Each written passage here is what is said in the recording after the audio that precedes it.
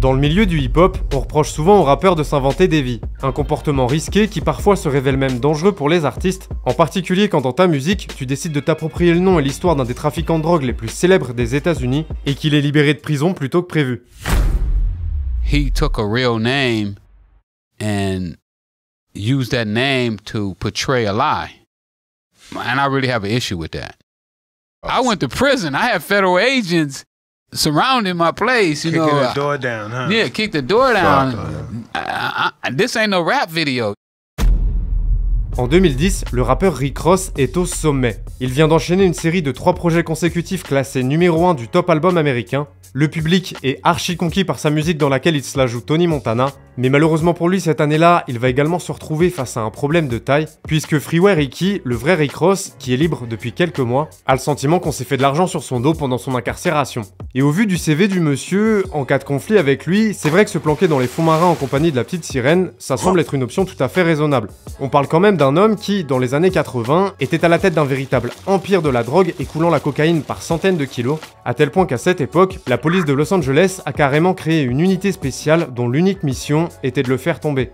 Comment en est-on arrivé 20 ans plus tard à ce que le vrai Rick Ross finisse par attaquer le faux Rick Ross en justice en lui réclamant 10 millions de dollars? C'est ce que nous allons découvrir ensemble dans cet épisode de Frères Castor. Pour bien comprendre, rapide remise en contexte. Nous sommes à la fin de l'année 1989 à Los Angeles, et après avoir échappé à la police pendant plusieurs mois, Ricky Donnell Ross, plus connu sous le nom de Freeway Rick Ross, est arrêté puis condamné à 10 ans de prison pour trafic de drogue. Une sacrée prise pour les autorités américaines, puisqu'on estime qu'entre 1982 et 1989, Freeway Ricky et son réseau ont fait transiter et revendu à travers les États-Unis plus de 3 tonnes de cocaïne provenant du Nicaragua. Autant dire que durant cette période, l'argent coule à flot. Au total, on parle d'une activité qui génère en seulement quelques années un chiffre d'affaires évalué à près d'1 milliard de dollars. What's the most money you ever made in a day? $3 million. That was a good day, wasn't it? Et le truc, c'est qu'après avoir passé presque 5 ans derrière les barreaux, Freeway Rick Ross est finalement libéré plus tôt que prévu, en contrepartie de sa collaboration dans une affaire de corruption impliquant une quarantaine de policiers de Los Angeles. Un témoignage ultra déterminant qui permet notamment la libération de 120 personnes condamnées à tort suite à des falsifications de preuves. Bref, on se retrouve début 1995, ça fait environ 6 mois que Freeway Ricky a retrouvé la liberté, et malheureusement, malgré ses multiples déclarations publiques affirmant qu'il souhaite laisser sa carrière de trafiquant derrière lui, il est de nouveau arrêté en mars de cette même année, après qu'un agent fédéral sous couverture l'ait pris en flagrant délit, en train de participer à l'achat de 100 kilos de cocaïne. Oh shit, here we go again. Un crime pour lequel il écope en première instance d'une peine d'emprisonnement à perpétuité, mais qui sera plus tard réduite en appel à 20 ans de prison.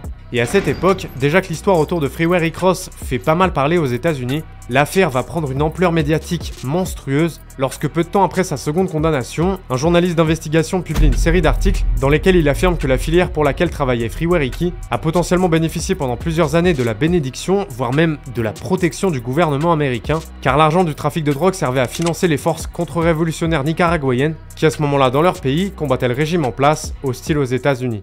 What my story showed was that the cocaine that was being sold in those neighborhoods was being used to finance a guerrilla war in Central America. Autrement dit, jusque-là, le parcours de Freeway Rick Ross est un scénario digne d'un film hollywoodien, et alors qu'il purge sagement sa peine derrière les barreaux, il semble que quelqu'un ait été inspiré par son histoire. Le 11 mars 2006, un rappeur pratiquement inconnu auparavant débarque au volant de sa BMW avec le morceau Hustlin'. Son nom, tu l'as deviné, Rick Ross.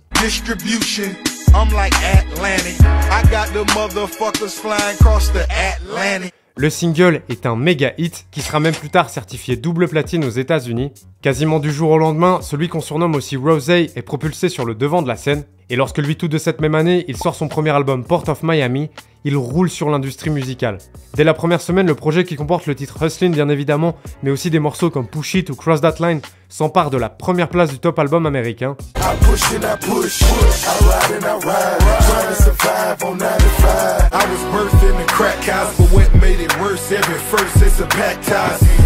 Dans ce projet, Rick Ross se présente comme un véritable baron de la drogue, à la tête d'un important réseau à Miami. Au fil des chansons, il réussit même l'exploit de faire plus de références à la cocaïne qu'O.T. Genesis lui-même.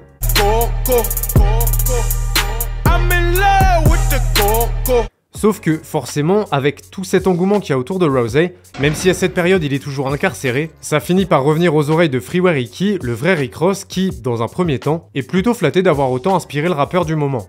D'ailleurs, durant les semaines qui suivent, il s'arrange pour l'avoir au téléphone et l'invite même à venir le voir en prison pour discuter, proposition que Rousey aurait acceptée par politesse, mais sans surprise, il n'y a jamais réellement mis les pieds. Et lorsqu'en 2008, les médias révèlent que Rick Ross, le rappeur, a officié comme gardien de prison pendant 1 an et demi dans les années 90, Freeway Ricky, il apprécie pas trop le fait qu'un ex-maton qui se la joue Pablo Escobar dans ses morceaux utilise son nom. D'autant plus qu'après avoir bénéficié d'une libération anticipée en mai 2009 pour bonne conduite, il découvre avec amertume que dans ses interviews, Rousey prétend que le choix de son blaze n'a rien à voir avec lui. Rick Ross, man, we want to know where you get that name from, man, and are you aware that it's, it's a big drug dealer from out here? I got on the name like 10 years ago when it wasn't about that. Shout out to dude, whatever he doing, but I don't know him. C'est à partir de là que les problèmes vont commencer, puisque pour rappel, on est aux États-Unis et que le sport national là-bas, c'est de faire des procès et de demander des sommes de zinzin. Le 18 juin 2010, Freeway Rick Ross passe officiellement à l'offensive et attaque Rousey et son label en justice en réclamant 10 millions de dollars pour atteinte aux droits d'auteur. Il accuse notamment le rappeur de s'être approprié son nom, son image, ainsi que d'avoir surfé sur sa réputation passée de baron de la drogue pour développer sa carrière musicale. The most important guys on the street had uttered the name. He took a name that already had value. Pour sa défense, Rousey lui affirmera dans sa déposition que son blaze n'a aucun lien avec Freeway Ricky, et il expliquera qu'en fait, à l'époque où il faisait partie de l'équipe de football américain de son lycée, on le surnommait Big Boss, jusqu'au jour où un de ses coéquipiers a écorché son surnom et l'a appelé Rick Ross. C'est pas une vanne. Puis après 3 ans et demi de bataille juridique, en décembre 2013, le verdict tombe en faveur du rappeur, car malgré le fait que le juge considère que Rousey s'est effectivement en partie inspiré de Freeway Rick Ross pour créer son personnage, la justice estime que son succès dans l'industrie musicale est dû à son talent en tant qu'artiste et non pas à son nom de scène. Autrement dit, le public écoute ses morceaux et achète ses albums car ils apprécient sa musique, pas parce qu'il s'appelle Rick Ross. Une défaite d'autant plus difficile à avaler pour Freeway Ricky, puisque le juge lui ordonne également de payer une partie des frais d'avocat de Rousey et son label, soit un montant de 500 000 $. Depuis, la situation s'est apaisée et leur conflit en est resté là. Fort heureusement d'ailleurs, car lors d'une interview quelques années plus tard, Freeway Rick Ross révélera que pendant leur embrouille, plusieurs personnes de son entourage se sont portées volontaires pour éliminer Rousey. I had to beg people, please, don't go to the concert and do that. Let it go. Si tu as apprécié cette vidéo et que tu veux que j'en fasse d'autres, tu le sais, lâche un gros pouce bleu.